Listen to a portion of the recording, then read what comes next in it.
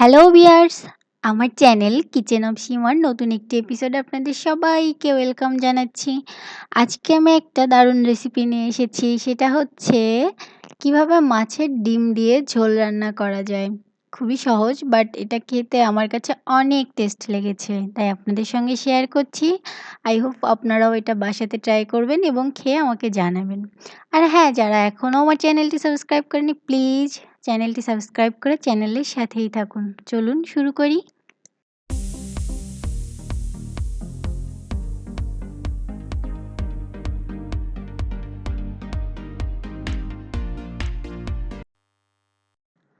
প্রথমেই আমরা দেখে নেব মাছের ডিমের ঝোল করার জন্য কি কি লাগছে। এজন্য লাগছে মাছের ডিম। আপনি কাতল মাছের ডিম বা যে কোনো মাছের ডিমই নিতে পারেন। এখানে 250 গ্রাম মতো ডিম নিয়েছি আমি। এরপর লাগছে জিরা গুঁড়ো, গরম মশলা গুঁড়ো, হলুদের গুঁড়ো, লাগছে লবণ, আদা রসুন বাটা, এক টুকরা লেবু, পেঁয়াজ কুচি, আস্ত জিরা, লাগছে টমেটো পেস্ট। টমেটোটাকে আমি হালকা সেদ্ধ করে নিয়ে তারপর ব্লেন্ড করে নিয়েছি। লাগছে লাল মরিচের গুঁড়ো।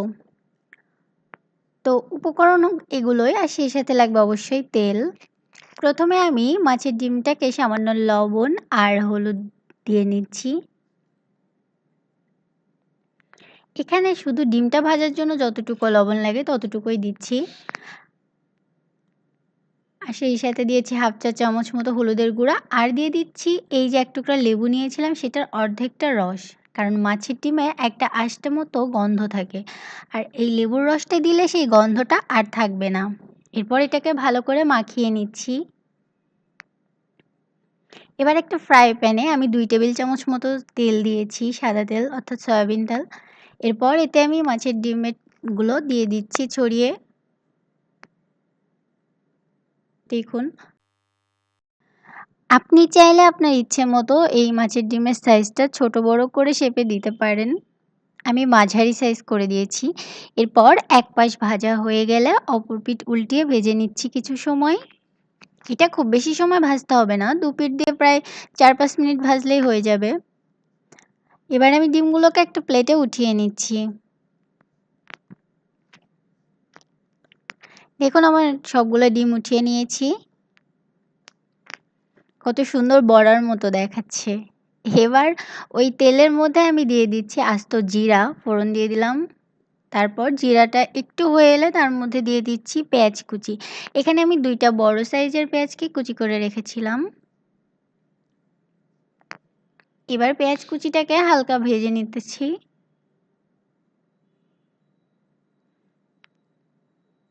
এবার পেঁয়াজটা একটু ভাজা ভাজা হয়ে এলে তার মধ্যে আমি দিয়ে দিচ্ছি 1 টেবিল চামচ পরিমাণ আদা রসুন বাটা, অর্থাৎ এই দুটো মিলে 1 টেবিল চামচ। এটাকে একটু ভেজে নিচ্ছি। এটা থেকে হালকা কাঁচা গন্ধটা চলে গেলে এর মধ্যে আমি দিয়ে দিচ্ছি সামান্য জল। এবার এর মধ্যে আমি গুঁড়ো মশলাগুলো দিব। আর এর জন্য প্রথমে আমি দিয়ে দিচ্ছি আর হাফ চা চামচ মতো হলুদের গুঁড়ো। তারপর আমি এতে দিয়ে দিচ্ছি হাফ টেবিল চামচ মতো জিরা গুঁড়ো। আপনি এখানে চাইলে অন্যান্য গুঁড়ো মশলা ব্যবহার করতে পারেন, তবে আমি একটু সাদামাটাই করছি। এরপর এতে আমি দিয়ে দিচ্ছি 1 টেবিল চামচ মতো লাল মরিচের গুঁড়ো। আপনি হাফ টেবিল চামচ দিতে পারেন, আমি 1 টেবিল চামচ দিচ্ছি। তার 2টা কারণ: 1, আমি একটু ঝাল খেতে পছন্দ করি, আর 2, এখানে আমি টমেটো পেস্ট ব্যবহার করব। সেটাতে কিছুটা টক ভাব আছে, সেটাকে ব্যালেন্স করার জন্য ঝালটা একটু বেশি দিচ্ছি। আর এর মাঝে আমি সামান্য লবণ দিয়ে দিয়েছি। এবার জল একটু দিয়ে এটাকে আমি একটু কষিয়ে নিব। দেখুন, মশলাটা যখন একটু কষে আসবে তখন এর মধ্যে আমি দিয়ে দিব 1 টেবিল চামচ মতো টমেটো পেস্ট।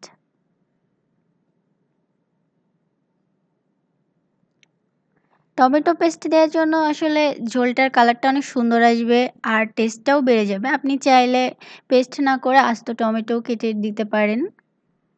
এবার টমেটো পেস্ট দিয়ে আর সামান্য জল দিয়ে আমি মিনিট 2 কষিয়ে নিব। দেখুন আমাদের মশলাটা কষানো হয়ে গেছে, তেলটা প্রায় উপরে উঠে এসছে। এবার এতে আমি দিয়ে দিচ্ছি জল, অর্থাৎ আপনি যতটুকু ঝোল করতে চান সেই মাপে জলটা দিতে হবে। তবে খুব বেশি ঝোল ঝোল এটা ভালো লাগবে না। এবার এটাকে কিছু সময় জাল দিতে হবে হাই হিটে।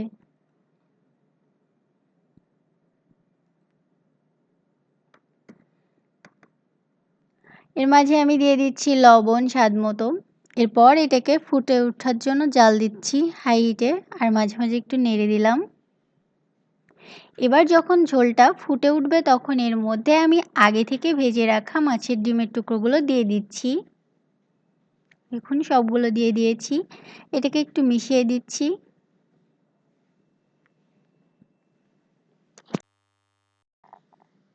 এবার ঝোলটা যখন একটু জাল হয়ে আসবে তখন এর মধ্যে আমি দিয়ে দিচ্ছি সামান্য আর একটু লেবুর রস, অর্থাৎ হাফ চা চামচ মতো। এখানে আমি যে লেবু টুকরা নিয়েছি তার বাকি যে রসটুকু ছিল সেটুকু দিয়ে দিচ্ছি। এতে করে ঝোল থেকে আর কোনো আষ্টে গন্ধ বা কোনো রকম গন্ধ থাকবে না। এবার ঝোলটাকে কিছুক্ষণ জাল দিয়ে দিচ্ছি। এই সময় ঝোলটা একটু হাই হিটেই জাল দিবেন। এরপর যখন ঝোলটা একটু ঘন হয়ে আসবে, অর্থাৎ আপনার কাঙ্ক্ষিত মতো চলে আসবে, তখন এর মধ্যে আমি দিয়ে দিচ্ছি হাফ টেবিল চামচ মতো গরম মশলার গুঁড়ো দিয়ে ভালো করে মিশিয়ে নিচ্ছি। আমি এই রান্নাটা হালকা একটু ঝোলঝোলি করব।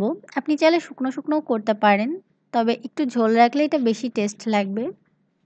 দেখুন, আপনি চাইলে এখানে ধনেপাতাও অ্যাড করতে পারেন, তবে আমি করিনি, আমি এভাবেই রেখেছি। এবার এটাকে একটা সার্ভিং বলে উঠিয়ে দিচ্ছি। দেখুন কত সহজেই তৈরি হয়ে গেল মাছের ডিমের ঝোল। একবার হলেও ট্রাই করে দেখেন, আশা করি আপনাদেরও ভালো লাগবে।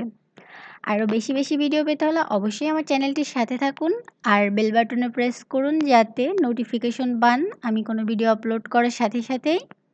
ভিডিওটি এতক্ষণ আমার সঙ্গে থেকে দেখার জন্য অসংখ্য ধন্যবাদ। আর পরবর্তী ভিডিও দেখার আমন্ত্রণ রইল।